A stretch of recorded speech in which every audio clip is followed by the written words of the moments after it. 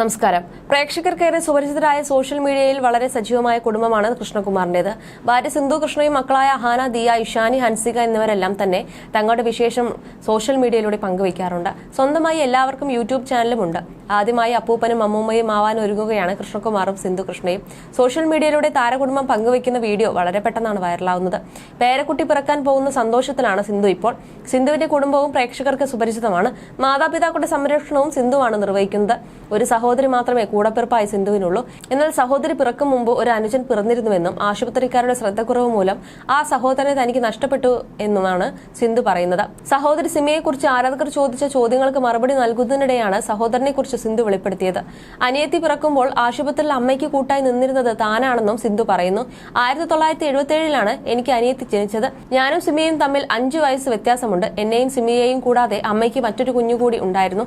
എനിക്ക് 1.5 വയസ്സുള്ളപ്പോഴാണ് ആ കുഞ്ഞ് പിറന്നത്. ഒരു ആൺകുട്ടിയായിരുന്നു. പക്ഷെ 6-7 വയസ്സ് മാത്രമേ ആ കുട്ടി ജീവിച്ചുള്ളൂ. 6-7 ദിവസം മാത്രമേ ആ കുട്ടി ജീവിച്ചുള്ളൂ. ആശുപത്രിക്കാർ കത്രിക ഉപയോഗിച്ചിലെ പിഴവ് മൂലം ടെറ്റ്നസ് പോലുള്ള അവസ്ഥ വന്നാണ് കുഞ്ഞു മരിച്ചത്. ഈ അറിവെല്ലാം അമ്മ പറഞ്ഞു കേട്ടുള്ളതാണ്. ആ കുട്ടി ജീവനോടെ ഉണ്ടായിരുന്നുവെങ്കിൽ എനിക്ക് പിന്നീട് ഒരു അനിയത്തി പിറക്കുമായിരുന്നില്ല.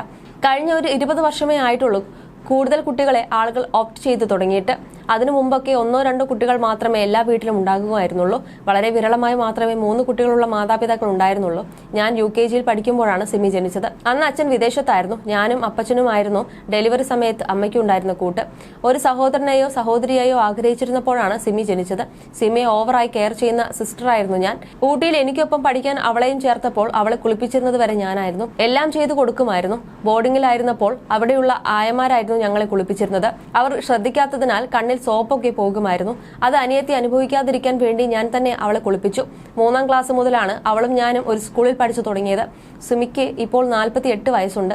ഞാൻ 10ൽ പഠിക്കുന്ന സമയത്ത് വളരെ പെട്ടെന്ന് സിമിക്ക് പൊക്കം വെച്ചു. അതെന്റെ ഈഗോയെ വല്ലാതെ ബാധിച്ചിരുന്നുവെന്നും സിന്ധു ഓർത്തെടുക്കുന്നു. സിമിയുടെ മകൾ തൻവി കൃഷ്ണകുമാറിന്റെ കുടുംബത്തെ സ്ഥിരമായി പിന്തുടരുന്നവർക്ക് സുപരിചിതയാണ്. സിമിയുടെ ആദ്യ വിവാഹത്തിലുള്ള മകളാണ് തൻവി. കാനഡയിൽ മകനൊപ്പം സെറ്റിൽഡ് ആയ തൻവി ദിയയുടെ വിവാഹത്തിൽ പങ്കെടുക്കാൻ എത്തിയിരുന്നു. തൻവിയും സിംഗിൾ മദറാണ്. ആകെ 26 വയസ്സ് മാത്രമാണ് തൻവിയുടെ പ്രായം. വളരെ നല്ല പ്രായത്തിൽ വിവാഹം ചെയ്യുകയും ആ ബന്ധം അവസാനിപ്പിക്കുകയും ചെയ്തു. ഇന്ന് മകനെ പൊന്നുപോലെ വളർത്തി തന്റെ ജീവിതവുമായി മുന്നേറുകയാണ് തൻവി സുധീർ ഘോഷ്. പുനർവിവാഹിതയായ സിമിക്ക് തൻവിയെ കൂടാതെ വേറെയും 2 ആൺമക്കളുണ്ട്. പഠനമൊക്കെ കഴിഞ്ഞിട്ട് കാനഡയിലേക്ക് പോകാൻ നിൽക്കുകയായിരുന്നു. എന്നാൽ കാനഡയിലേക്ക് പോകും മുമ്പ് ഒരാളുമായി ഇഷ്ടത്തിലായി. മുമ്പുണ്ടായ ബ്രേക്കപ്പിന്റെ അനുഭവങ്ങൾ ഉണ്ടായിരുന്നത് കൊണ്ട് തന്നെ വിവാഹത്തിന് ആ സമയത്തിന് താല്പര്യമില്ലായിരുന്നു. പക്ഷെ ടെൻഷൻ കാരണം വിവാഹം കഴിച്ചു. പിന്നാലെ കുഞ്ഞുണ്ടായി. ശേഷം ഞാൻ കാനഡയിലേക്ക് പോയി. അദ്ദേഹം കാനഡയിലേക്ക് വരുമെന്ന് തന്നെയായിരുന്നു എന്റെ വിശ്വാസവും എന്നും തൻവി തന്റെ യൂട്യൂബ് ചാനലിലൂടെ പറഞ്ഞിരുന്നു. കുഞ്ഞ് ജനിച്ച് 10 ദിവസത്തിനുള്ളിൽ ശേഷം ജോലി ചെയ്യാൻ തുടങ്ങി. അതുകൊണ്ട് തന്നെ പ്രസവാനന്തര ആരോഗ്യ പ്രശ്നങ്ങളും ഉണ്ടായി. അന്ന് സഹായിച്ചത് ഒരു കാനഡിയൻ സ്ത്രീയാണ്. അവർ ഇല്ലായിരുന്നുവെങ്കിൽ ജീവിതം ദുസ്സഹമാകുമായിരുന്നു. കാനഡയിൽ വെച്ച് ദാമ്പത്യ ജീവിതത്തിൽ ഒരുപാട് പ്രശ്നങ്ങളുണ്ടായി. എന്നെ പൈസയ്ക്ക് വേണ്ടി യൂസ് ചെയ്യുന്നുവെന്ന തരത്തിൽ സംസാരങ്ങളുണ്ടായി. സാമ്പത്തിക പ്രശ്നങ്ങളുണ്ടായപ്പോൾ ആദ്യമൊക്കെ അമ്മ കാശൊക്കെ തന്ന് സഹായിച്ചിരുന്നു. പക്ഷെ കാനഡയിലെത്തി വീണ്ടും സാമ്പത്തിക പ്രശ്നങ്ങളുണ്ടായപ്പോൾ വീട്ടുകാരോട് വീണ്ടും പണം സഹായം ചോദിക്കാൻ തോന്നിയിരുന്നില്ല. അതൊക്കെ മോശമായി തോന്നി. മകൻ ലിയാന്റെ അച്ഛൻ ബുദ്ധിമുട്ടിന്റെ സമയങ്ങളിൽ പണം തന്ന് സഹായിച്ചിരുന്നു. പക്ഷെ അതിനെല്ലാം അയാൾ കണക്ക് പറഞ്ഞു തുടങ്ങിയപ്പോൾ ആ സഹായം സ്വീകരിക്കാതെയായി. അതിനുശേഷം ലിയാന്റെ അച്ഛൻ കാനഡയിലേക്ക് വന്നു. കോ പാരന്റിംഗ് ചെയ്യാമെന്ന് ധാരണയായെങ്കിലും കുഞ്ഞിനോട് ദേഷ്യം കാണിക്കാനും മോശമായി പെരുമാറാനും തുടങ്ങി. അപ്പോൾ ആ ബന്ധം വേണ്ടെന്ന് തീരുമാനിച്ചു. പിന്നീട് അയാൾ എനിക്കും എതിരെ കേസ് കൊടുക്കും എന്നെല്ലാം പറഞ്ഞിരുന്നു. ഇപ്പോൾ കേസ് നടക്കുന്നുണ്ട്. ഒപ്പം വിവാഹമോചനത്തിലുള്ള നടപടികളും തുടങ്ങി.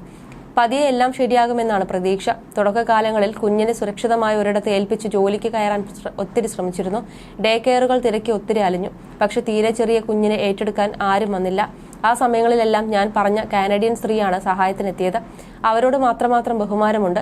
കഷ്ടപ്പാടിന്റെ കാലങ്ങൾക്ക് ശേഷം വാൾമാർട്ടിൽ ജോലിക്ക് കയറി. ഭാഗ്യത്തിന് കിട്ടി. ഇന്ന് ഞാൻ നല്ല പൊസിഷനിലാണ്, നല്ല നിലയിലാണ് ജീവിക്കുന്നതെന്നാണ് തന്റെ ജീവിതത്തെക്കുറിച്ച് തൻവി പറഞ്ഞത്.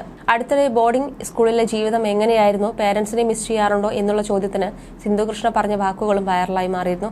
ബോർഡിംഗ് സ്കൂൾ എന്താണെന്ന് പോലും വലിയ വിവരമില്ലാത്ത ഒരു കാലത്താണ് ഞാൻ അവിടെ എത്തിയത്. അഡ്മിഷൻ കിട്ടിയതൊക്കെ വലിയ കഥയാണ്. എനിക്കിഷ്ടമായിരുന്നു ആ ജീവിതം. എന്റെ വീട്ടിലെ അന്നത്തെ അന്തരീക്ഷത്തിലേക്കാളും കുറച്ചുകൂടെ രസമായിരുന്നു ബോർഡിംഗ് സ്കൂൾ. അവിടെ എല്ലാ കാര്യങ്ങളിലും ഇടപെടാൻ പറ്റിയിരുന്നു. എനിക്ക് സ്വന്തമായിട്ടായിരുന്നു എല്ലാ കാര്യങ്ങളും ചെയ്തിരുന്നത്. ചെറുപ്പത്തിൽ തന്നെ നമുക്ക് സ്മാർട്ടാവാൻ പറ്റും. എത്രയോ പേരുടെ ഇടയിലാണ് ജീവിക്കുന്നത്.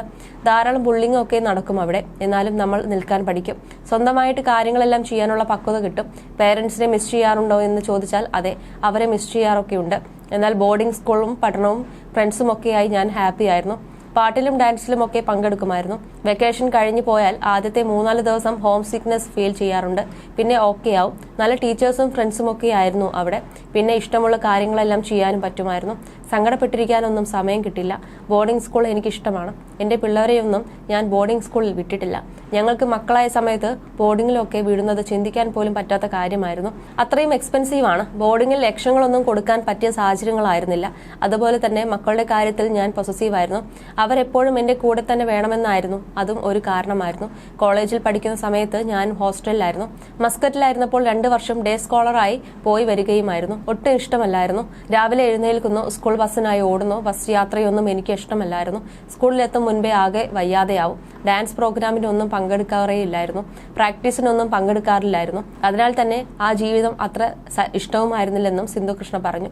അതേസമയം കുറച്ച് ദിവസങ്ങൾക്ക് മുമ്പ് കശ്മീർ യാത്രയിൽ നിന്നുള്ള വീഡിയോയും സിന്ധു പങ്കുവച്ചിരുന്നു. 3 മക്കൾക്കും തന്റെ 2 കൂട്ടുകാരികൾക്കൊപ്പമായിരുന്നു യാത്ര. കോവിഡിന് ശേഷമാണ് ഞാൻ വണ്ണം വെച്ചത്. കോവിഡ് വരെ ഞാൻ കൺട്രോളിലായിരുന്നു. കോവിഡിന് ശേഷം വീട്ടിൽ കൂടുതൽ നല്ല ഭക്ഷണങ്ങൾ വെച്ചു. വ്യായാമം കുറഞ്ഞു. വീട്ടിൽ നിന്നിറങ്ങിയാൽ നേരെ കാറിൽ പോകും.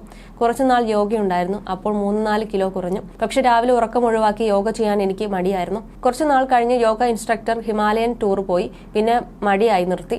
ജിമ്മിൽ ജോയിൻ ചെയ്യാൻ താൻ തീരുമാനിച്ചിട്ടുണ്ടെന്നും സിന്ധു കൃഷ്ണ പറഞ്ഞിരുന്നു.